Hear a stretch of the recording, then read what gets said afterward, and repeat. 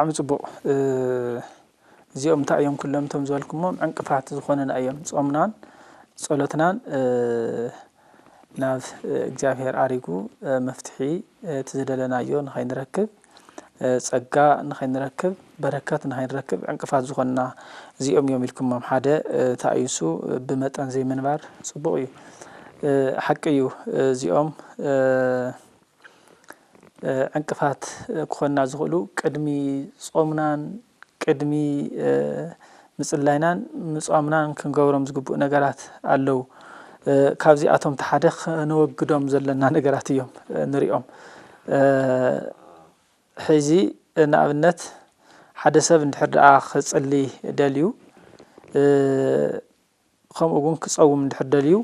ዓላማ ኣለዎ ንምንታይ እዩ እንድሕር ክስማዕ ኮይኑ ኸኣ ዝተዋሃበና ቃል ኣሎ ማለት እዩ ካብ መን ካብ ፈጣሪና ካብ ሰብ እንተይኮነስ ካብ እግዚአብሔር ማለት እዩ ዘለዓለማዊ ዝኾነ ንኣብነት ኣብ ዓድና እንታይ ዝበሃል ቂም ሒስካ ከምኡ ድማ ሰዓል ሒስካ ስርቆት ዝብል ይነግሩና እዮም ዝገርም ይተባሃሎምና ሕዚ ሰዓል ሒዝናው ስርቆት እንድሕር ከይዱ እቲ ሰዓልታይ ዝገብሮ ዘሎ عنقفات ይኾነሎ ማለት እዩ ንኸይሰርቕ ሕዚ ክሰርቕ ተደልየ ኮነን ከም ዝደለው ከምሁርና ደልዮም እዮም ማለት እዩ ስለዚ ሓደ ሰብ እንድሕር ቂም ሃልይዎ በቀል እንድሕር ሃልይዎ ቂምና በቀል ይፈላለ እዮም በቀል ማለት ሕነ ንኽትፈዲ ትዳለለኻ ውሽጥኻ ዝበቀለ ነገር ክፋኣት እንሄ ቂም ከዓ ተቀይም ካለኻ ውሽጥኻ ዝተኣጀለ ነገር እንሄ እዚኦም ሒስካ ቂም በቀል ክፋኣት ተንኮል እዞም ዘየድሊ ኩሉ ነገራት ውሽጥኻ እንድሕር ሃልዮም እንተ ጾምና እንተ ጸለና ዋጋ ይውልን ማለት እዩ ስለዚ ንዋጋና እዚኦም عنقفات ይኾነለው እንታይ ዳና ክንገብር ዘለና እንድሕሪና ከምቲ ዘልኩሞ ነዞም ዘየድልዩ ነገራት ምውጋድ ሓደ ካልኣይ ብመጠን መንባር ዘልኩም ዓንቶና እምነት ናብ ሓጢያት ዝወስዱና ነገራት እውን ኣለው እዮም ታብ ዓቅምን ዓቀብ ምብላዕ ዓቅምን ዓቀብ ምስታይ እንሱ ጥራሕ ይኮነ ዘየድሊ ምብላዕ ዘየድሊ ምስታይ ዘየድሊ ነገራት ዳ እንድሕሪና ኮይናስ عنقفات ይኮንና ንዓና ጥራሕተ ይኮን ህይወትናስ ዋላ ንኻልአት عنقفات ንኾነለና ማለት እዩ ስለዚ እንድሕር ደኣ ክንጸውም እንድሕር ደኣ ክንጽል እንድሕር ኮይናሲ ይውልና ኣለው ጸሎት ምስ እግዚአብሔር ንራኸበሉ ኢልና ጾም ከዓ ነብስና አሸንፋ ኃይል ትረኽወሉሞ ናብ እግዚአብሔር ንቀርወሉ ካብ እግዚአብሔር ዝተዋሃበና ጸጋ ንረኽወሉ ስጋዊ ድሌትና ገቲናስ መንፈሳዊ ድሌትና ዝብርትዐልን ምግባር እዩ ኢልና ነዚኦም ክንገብር ከዓ ዝውገዱ ነገራት ኣለው ስለዚ ቂም ክልወና ያብሉን በቀል ክልወና ያብሉን ክፋኣት ክልወና ያብሉን ንስሐ ክንኣተለና እዚኦም ጸሪግና መንገዲ ጸሪግና ናብኡ ክንኣተለና ከሰምዕና እዩ ንኣብነት ኣፍቲ ጸሎት ጎይታና መድኃኒትና ኢየሱስ ክርስቶስ ንሐዋርያት ጸሎተ ምህረና ኢሎም ነይሮም ካብኡ ሓደ እንታይ እዩ ኣቡነ ሰማያት ዝብል ጸሎት ይትዋና ናይ ዕለታዊ ምግብና ንሓተሉን ምስ ፈጣሪና ናብ እግዚአብሔር ንልሙነሉን ሓደ እዩ ግን ሓደ ታይ ዝብል እንድሕር ደኣ ከምቲ ይቕረ ትብሉ እዩ እንድሕር ይቕረታ ኢልኩም ይቕረ ክባሃለልኩም እዩ ስለዚ ከምቲ ኣነ ይቕረ ዝበልኩ ይቕረ በለለ ኢና ንብል ምናልባት ገልቢጥና ንብሎ እንተኾይንና ከጨንቀና እንተሎ ዋጋ ይህልዎ ዶ ይህልዎ እንድዒ ምክንያቱ ተቃሉ እዩ ክገጸና ዘለወና ስለዚ እንታይ ኢልና እንሄ መጀመሪያ ይቕረ ባህል ትኮነ ኣለኩም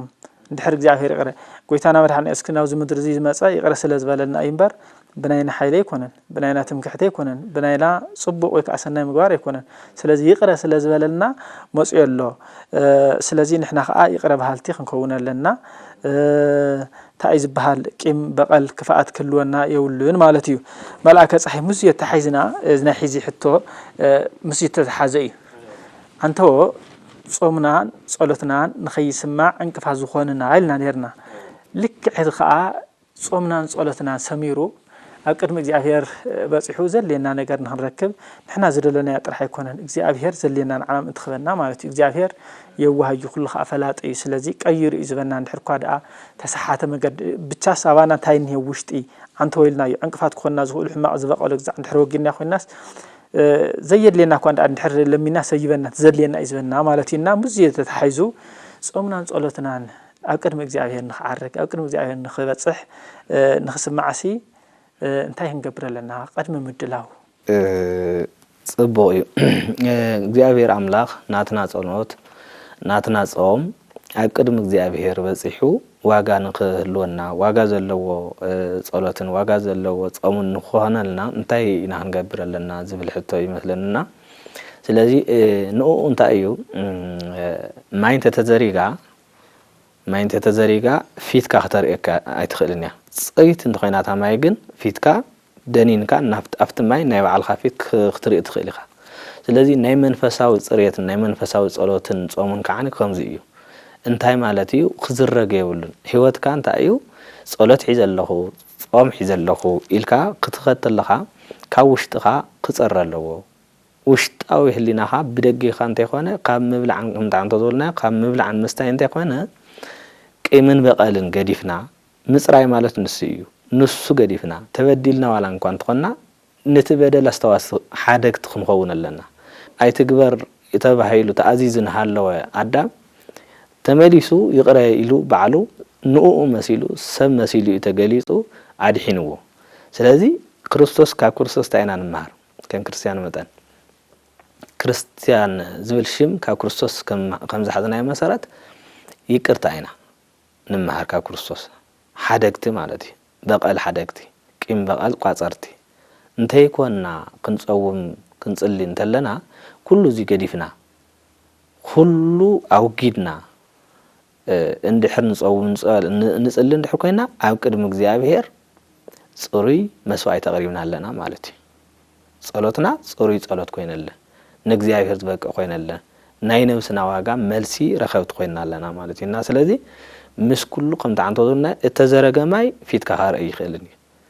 ስለዚህ አፍና አንደበትና እግዚአብሔር ናበልና ናጸዋዕና ጸሎት ስም እግዚአብሔር ኩሉ ጊዜ ናጸዋዕና ናልና ውሽጥና ህሊና እግዚአብሔር ዘይጽውዕ እንተ ኮይኑ ግን ልብን አንደበትን ኮላሊትን ዝፈጠረ አምላክ ያምር ልብ ወኩልያት አይደለም ስለዚህ ልብን ኮላሊትን ዝፈጠረ አምላክ ሁሉ ስለዝርኢ ንኡ ንሕና ሓኒ ኩሉ ዝርአ አምላክ እዩ ኩሉ ዝርአ አምላክ ስለዝኾነ ካብ ሓጢያትን ቂምን በቀልን ኩሉ ገዲፍና ክንጽልን ክነ መስዋዕትና ጸሎትና ኣብ ቅድሚ እግዚአብሔር ክበቅዕ ዝኽእል ኩሉ ገዲፍና ማለት እዩ ሓደግቲ በቀል ክንኸውን ኣለና ሓዳግ በቀል ይኮን ክርስቶስ ምሕዳግ ይቅርታ ቸርነት የምሂርና ክርስቶስ ስለዚህ ሕና ሓኒ ኣብ ሓውና ካሊ ተንኮልና ሓሰብና ገዛና ዓጺና እግዚአብሔር ተሄልና እግዚአብሔር ናይ ቂምን በቀልን ተጸነሰ ተቀባሊ ጸሎት አይኮነን እዩ ታይዳ ናይ ዝሓድጉ ሓዳግ ይቅረ ባህልቲ ዝኾኑ ንኣኹም የመሲለሞ ስኻትም ከዓና ይምሰሉ እዩ እግዚአብሔር ምምሳል ማለት ከዓንታ እዩ ይቅርታ ሓዳግ የበቀል ኢኻ ክትኸውን ዘለካ ከም ሰብ መጠን ከም ክርስቲያን መጠን እና እዚ ነገራት እዚ እንተዚ ሓዲግና ጸሎትናን ጾምናን ዋጋ ክህልዋ ይኽእልን እዩ ዋጋ ነብስ ክንረክብ ኣይንኽእልና ታይዳ ልምዳዊ ኢና ጌርናያ ዘለና እምበር ትክክላዊ ሃይማኖታዊ ተደረኸ አይኮነን ሃይማኖት ንጸሎትን ጾሙን እያትወልደን ሃይማኖት ተልኢካ ጸሎትን ጾሙን ከዓኒ ትወልደን ማለት እዩ ብዚ ሃይማኖት ጾሙን ጸሎትን ዋጋ ይብሉን ሓቀይ ሃይማኖት ከዓኒ ንጸሎትን ጾሙን ስለዝወልደ እታ ሃይማኖትና ዝብለና ከዓኒ እንታይ እዩ በቀልን ሓጢያትን ካብ ኩሉ ነጽሂና ንስሓ አቲና ኣለና ሓቀይ ንስሓ ክንኣትተለና ልብና ከዓኒ ንጓደኛና ዝበደለና ጉን ይቅረ ክንብለለና ይቅርታ ሓዲግና ብይቅርታ ተመለአ ጸሎትን ጾምን እንተኾይኑ ኣብ ቅድሚ እግዚአብሔር ዓብይ ዋጋ ናይ ነብስን ናይ ስጋን በረከት ንረኽበሉ ኢና ማለት እዩ ደስ በሃሊ እዩ መምህር ምስተናይ አንቶ ዝተተሓዘ እይቲ ሕቶን ትመልስን ናይ መጀመርያ ዝነበረ ዕንቅፋት ዝኾነና ኢልና ንሳቶም ገልቢጥካ ከዓ ናብ እግዚአብሔር ንክንቀርብሲ ቅድመ ምድላውታ ክንገብር ኣለና ዝብል ከዓ ቅድሚ ምጽላይናን ምጻሙናንስ ታንገብር ኣለና ዝብል ከዓ ከምቲ ዝወልኩሞ ያው ክርስቶስ ይቅረ ይልና አይልኩሞ ይቅረ ስለዝበለና ይዝመጸ ይቅረ ስለዝበለና ጉን ይዘድሕነና ስለዚህ ታዝቱ ሃይብና እንሄልኩምና ንስሳትና ጉን ፍቅር ክልወና ኣሎ አመንጎና እግዚአብሔር ፈቲና ፍቅርና ነተሓደ ዝፈትወዱ ዝለኣኸና ጉን ስለዝፈትወና ይኸም ይፈቲና እንተልና ግን ከምታ አንተ ዘልናየ በቅረ ሁሉ ገዲፉ ኃጢያትና በደልና ሓደ ወድ خلقተለት ወድ አብዶ መሐጽብና እንጽህና ቀዲስና ስለዚህ በዚ ንጽህና እዚ ክንነብር ከዓ አዚዝና ጽቡቕ እዩ ኩሉ ግዜ ሓደ ግዜ ጥራሕ ኣይኮነን ኩሉ ግዜ መብዛሕትኡ ግዜ እንድሕርኢና ኮይናስ ብዝተኻእለ መጠን እቲ ሰብ ዝሪኦ ንምፅራይ ንምኩር ኢና ክዳንና ንጹህ ንኸውን ገጽና ፀጉርና ኩሉ መናናና ጫማና እቲ ሰብ ዝሪኦ ከይፀርፈኒ ሓቀይ ንምዝራብ ተኸታተልቲ መደብና ውሽጥና ተዝፍተሽ እግዚአብሔር ይኽፍትሽ ዝኽእል ነው ዓርስና ግን ክዳንና እኳ ተዝፍተሽ እቲ ብደገ ንለውሰን ንኽደነን ብታሕቲ ንኽደነን ስኽፈላለየ ኢለ ይሓስብ ኩላትና ይኮናን ምናልባት ካብ ደጋዊ ውሽጣዊ ክዳኖም ክጸሪ ዝደልዩ ሰባት ኣለው ንጥዕናኦም ግን ልክዕ ከምዚ ድማ ናብ እግዚአብሔር እንድሕር ክንቀርብ ኮይና እቲ ክዳን ተኸዲና ናብ ቤተ ክርስቲያን ምምጻና ምስ ሰባት ምርኻብና በተለይ ናብ ኣምልኾ ቤት ናብ ቤተ ክርስቲያን ክንከርተለና ኩሉ ግዜ ምስ ሰባት ኢና ንራኸብ እቲ እንድሕር ደኣ ውሽጥና ዝሸተተ ዝጨነወ ወይ ከዓ ዝተበላሸ ነገር ተሃልዩ ንእግዚአብሔር መቸም የርሕቆ ኣይኮነን ደቂና ግን ንሱ ዝሪኦ ንሱ ዝፈልጦ በደንብ ማለት እዩ ሰባት እሱ ዘይክፈልጡ ወይ ይኽእሉ እዮም ብግብርና ክሪእና ይኽእሉ እዮም ነገር ግን ሰብታ ይዝርኢ ትኽዳንና ስለዚ ክዳንና ስለዝርኢ አው በደንብ ንጥንቀቕ ኢና ሰብ ከይፀርፈና ናይ እግዚአብሔር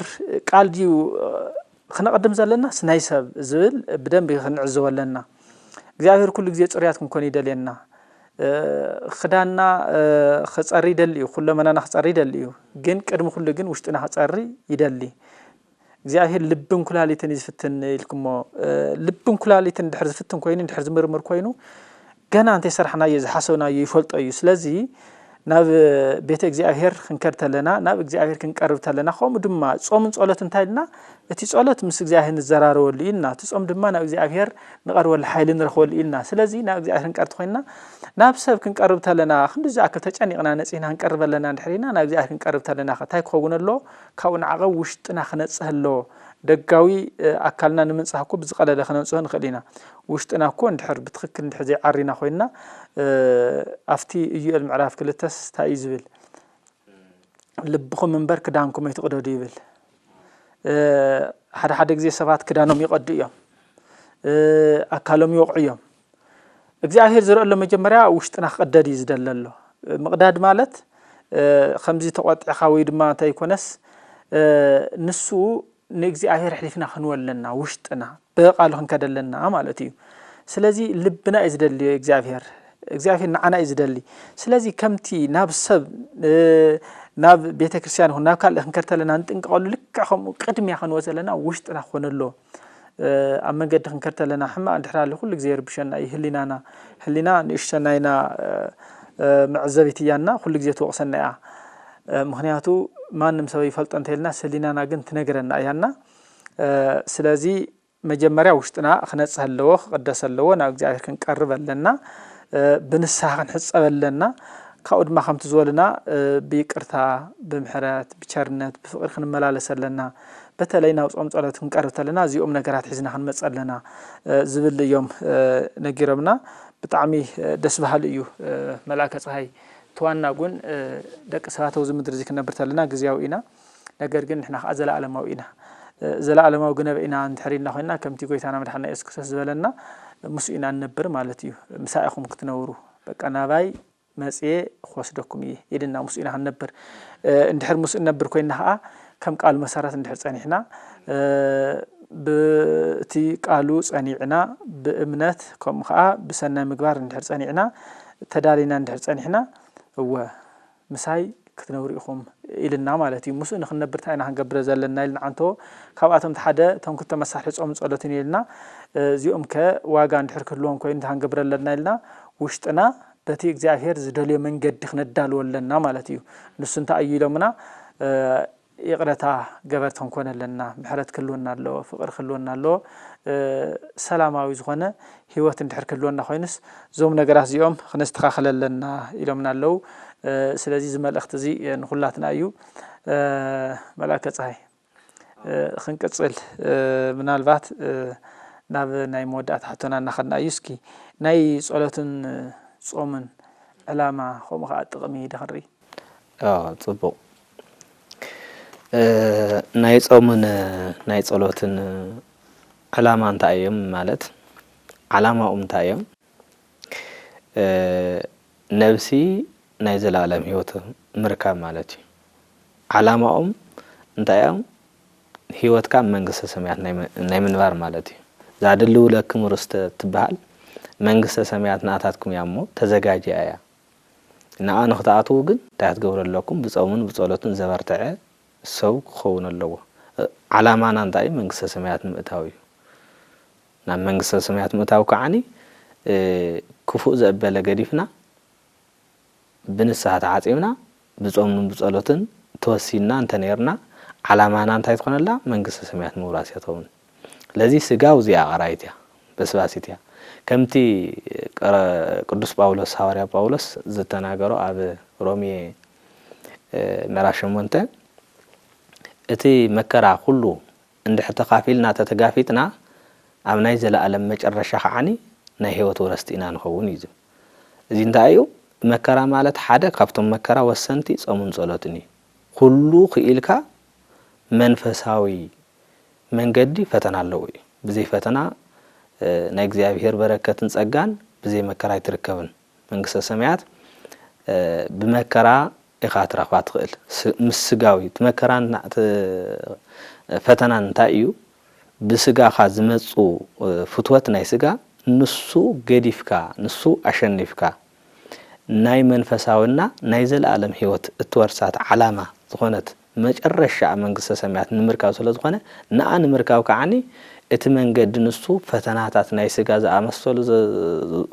ዝበሉ ኩሎም ንሱ ናገደፍካ ክመጸካ እዩ ክመጸካ እንተሃለወ ግን ንሱ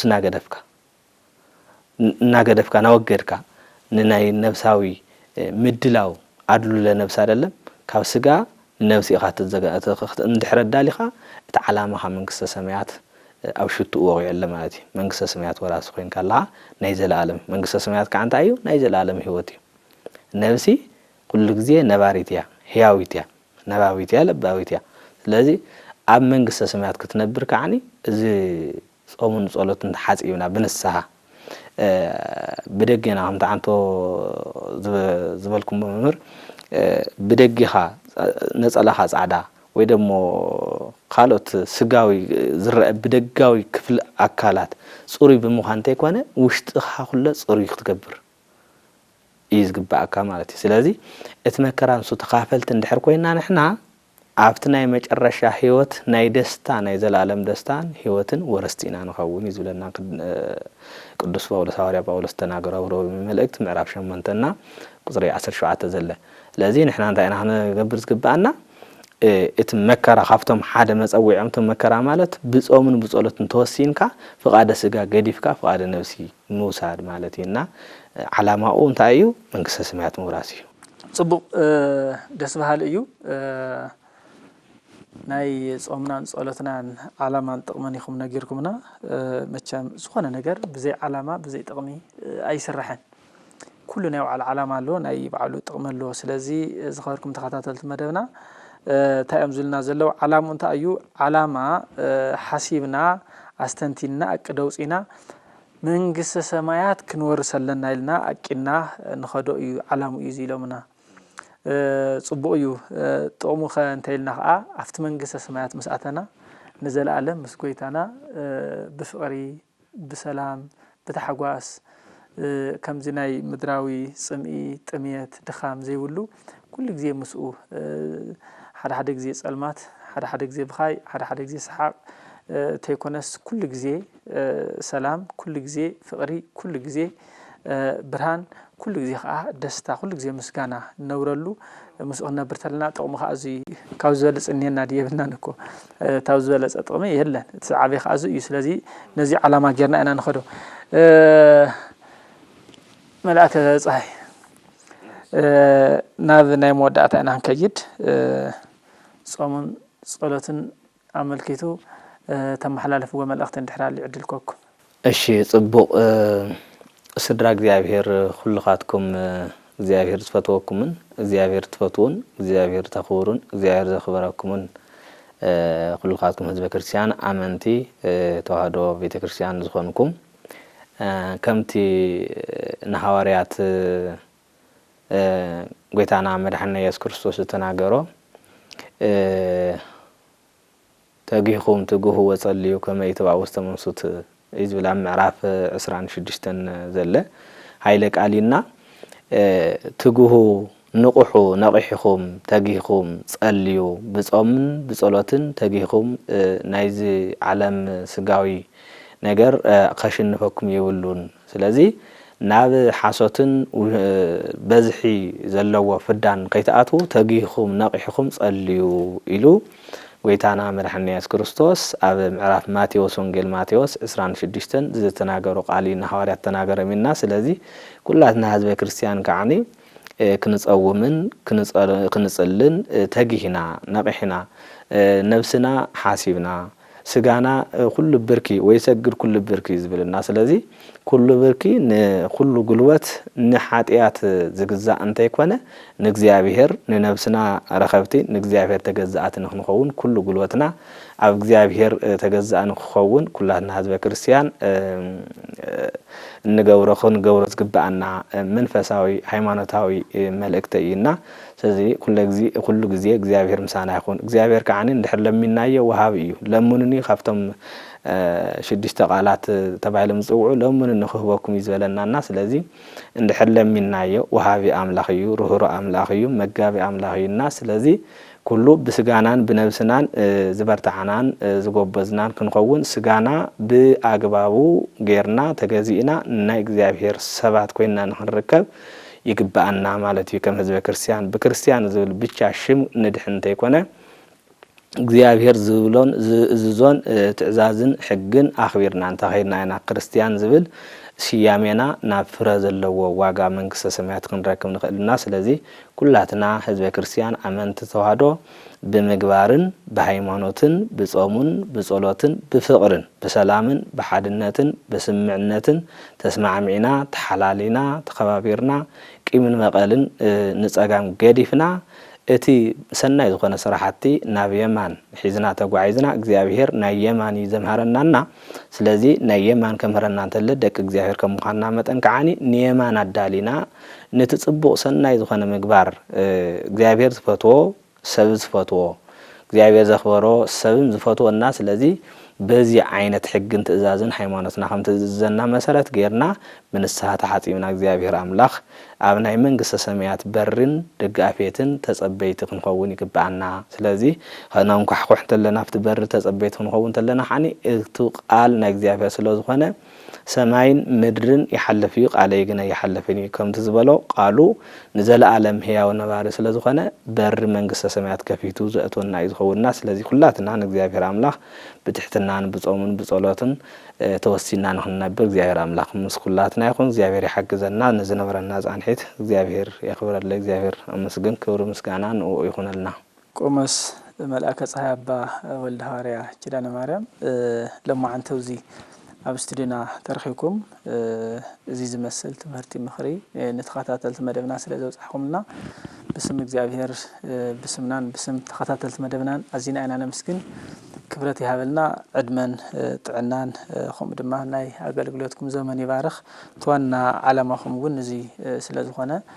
አቦታት በተለይ በመንኩስና ዓለም ዘሎ ሁሉ ነገር ከዲፎም እግዚአብሔር ከገልግሉ ተለው እግዚአብሔር ምግልጋል ማለት ከአንደቀ ሰባት ምግልጋል ይሞ ሁሉ ጊዜ በዚህ ህይወት እዚ ነርኩምስ ሰባት ንኽነውሩ አትከውሩ ተለኹም ሓደ ሰብ ብግብርን በቃልን ይዘምርና ለማዓንት ካው ዝተረኺኩም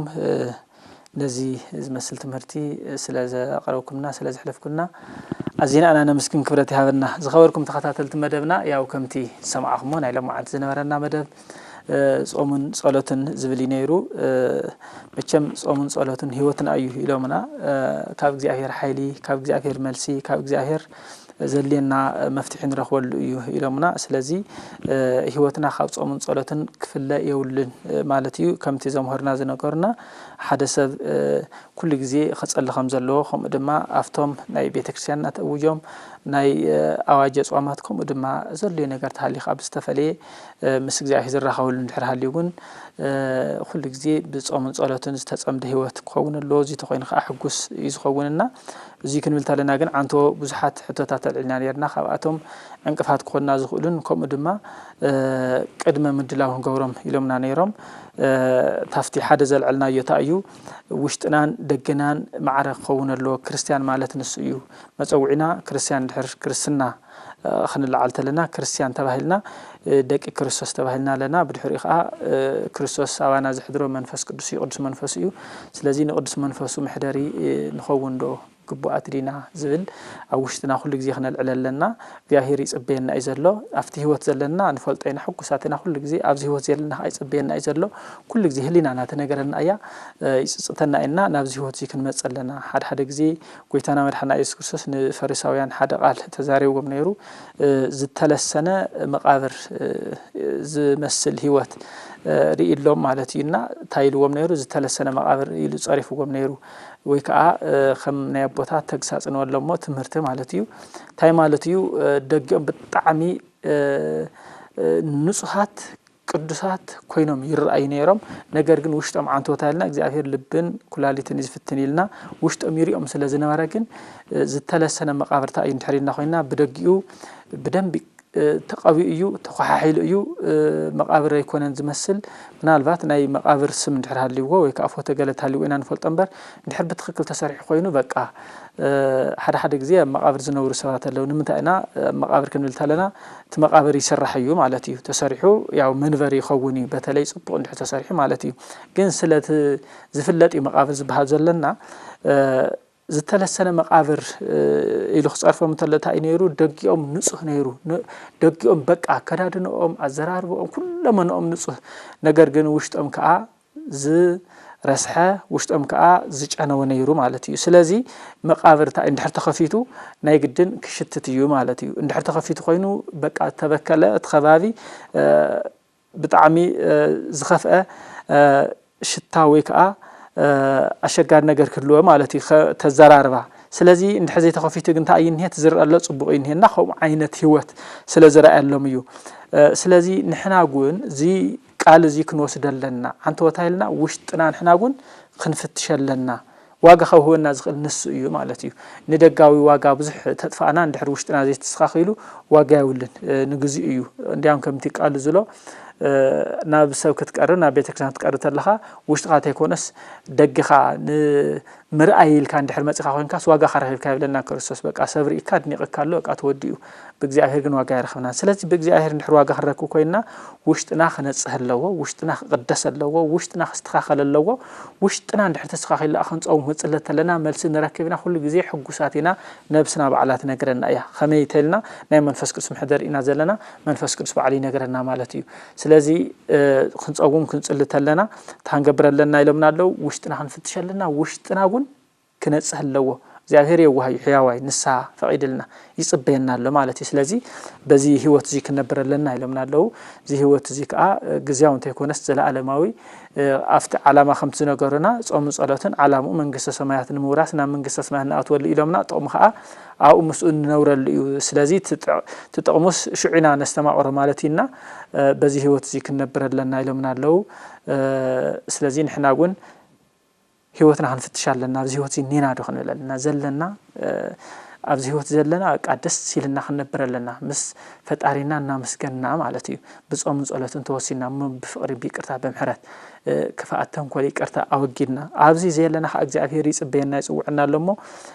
ናብዚ ህይወት እዚ ክንመጸለና በዚ ህይወት እዚ ከም ትነብር ከዓ ተስፋ ኢና ንገብር ኣብ ቀጻሊ ብኻልኦት ተመሳሳሊ ምድላዋት ክሳብ ንራኸብ ክሳብ ሽዑ ሰናይ ቀነ